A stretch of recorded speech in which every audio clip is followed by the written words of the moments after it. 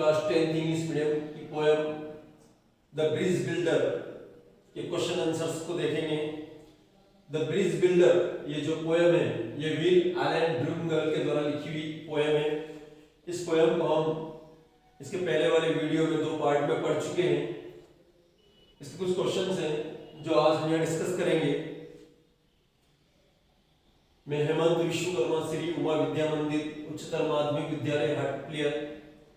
आइए हम इसका पहला क्वेश्चन देखते हैं। What did the old man's fellow pilgrim tell him about his attempt and building a bridge across the chasm?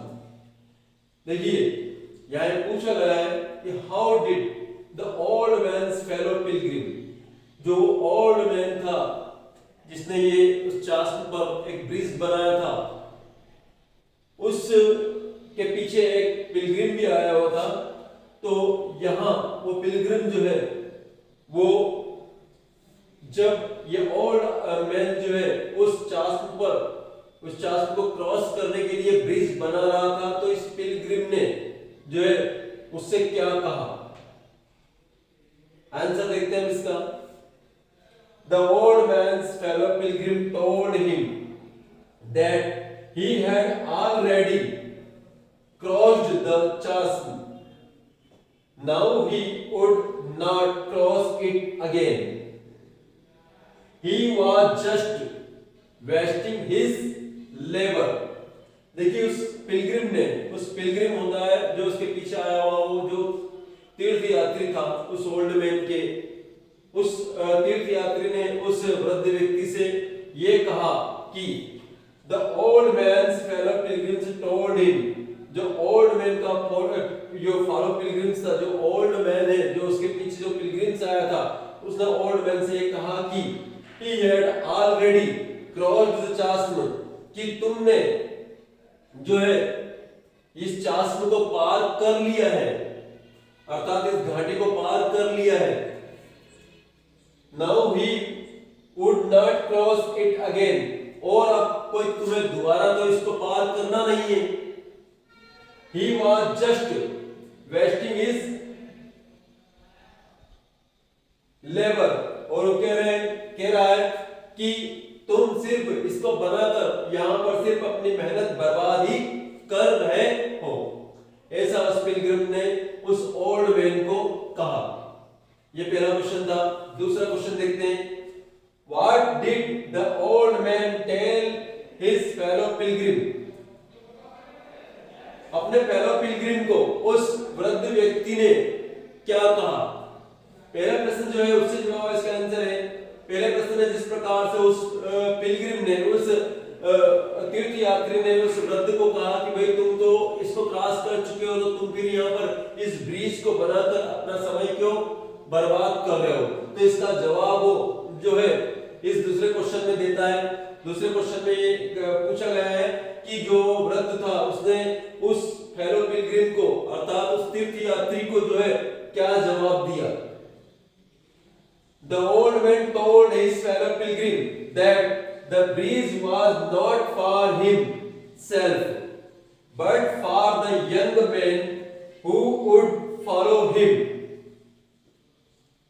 उस ओल्ड मैन ने, उस वृद्ध ने जो अपने पीछे आने वाले उस पिलग्रिम को जवाब दिया कि ये ब्रिज जो बना रहा है वो उसके स्वयं के लिए नहीं है, ये तो वो ब्रिज जो है उस व्यक्ति के लिए बना रहा है जो उसके पीछे अब आने वाले हैं, जो उसके पीछे जो आएगा ना, वो यंग मैन जो इस चास्म को क्रॉस करेगा, जिसे भी अनुभव नहीं इसको क्रॉस करने का, वो उसके लिए ये ब्रिज बना रहा है। ऐसा उस वृद्ध ने उस तीर्थ यात्री को कहा। In the twilight he might step his feet and fall into the pit. वो आगे वो वृद्ध जो है उस तीर्थ यात्री को कह रहा है, उस पिलग्रिम को कह रहा है कि शायद संध्या के समय, शाम के समय जब डीम लाइट हो जाती है, मध्य रोशनी होती है, उस दौरान शायद कहीं ऐसा ना हो कि उस जो है यंग मैन के पैर, उस युवा व्यक्ति के पैर कहीं इस चास्म के किसी गड्ढे में उतर ना जाए, या कहीं वो इस जो चास के अंदर इस गर्त के अंदर कहीं गिर ना जाए, इसलिए जो है वो पीछे आने वाले व्यक्ति के लिए उसको वो आसानी से क्रॉस कर ले इस चास को, इसलिए ये जो है ब्रिज बनाया जा रहा है। अगला क्वेश्चन है, what is the moral conveyed by the bridge builder. इस पोएम के अंदर ये जो ब्रिज बिल्डर है, इस पोएम के अंदर किस प्रकार का नैतिक भाव यहां पर देखने को मिलता है। मॉरल कन्वेड का मतलब होता है नैतिकता के भाव।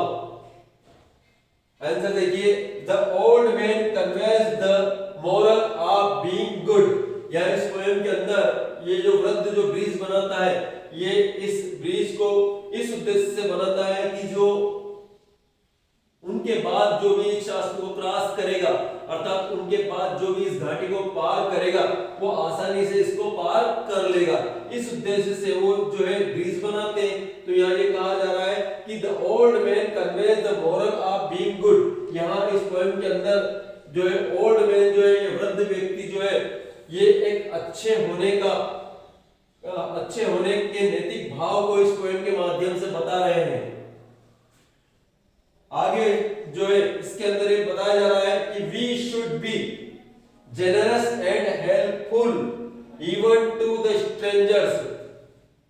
आगे कहा जा रहा है कि हमें जो है हमेशा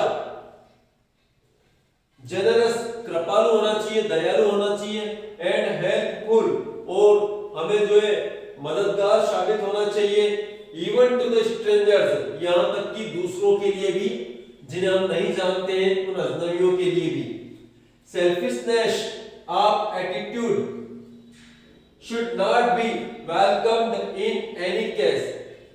आगे बताया जा रहा है कि सेल्फिशनेस जो स्वार्थीपन होता है, ऑफ एटीट्यूड व्यवहार का, अर्थात व्यवहार में जो स्वार्थीपन होता है, should not be welcomed in any case, उसे किसी भी कीमत पर जो है अच्छाई नहीं मिलती है, उसको जो है उसका मान सम्मान नहीं होता, उसका वेलकम नहीं किया जाता है। एक स्वार्थी व्यक्ति का वेलकम कोई भी नहीं करता है।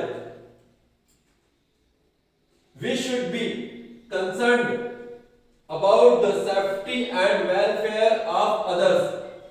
आगे बताया जा रहा है कि हमें हमेशा ही दूसरों की सुरक्षा और दूसरों के कल्याण के बारे में ही चिंता करना चाहिए, सोचना चाहिए। The poem also teaches us that the world of today is full with selfish people who don't think about others। इस पोएम के आगे, इस पोएम में आगे हमें यह शिक्षा मिलती है कि ये पोएम हमें यह बताती है कि सारा संसार है ना, ये सेल्फिश लोगों से, स्वार्थी लोगों से भरा हुआ है, जो कि दूसरों के बारे में बिल्कुल भी नहीं सोचते हैं।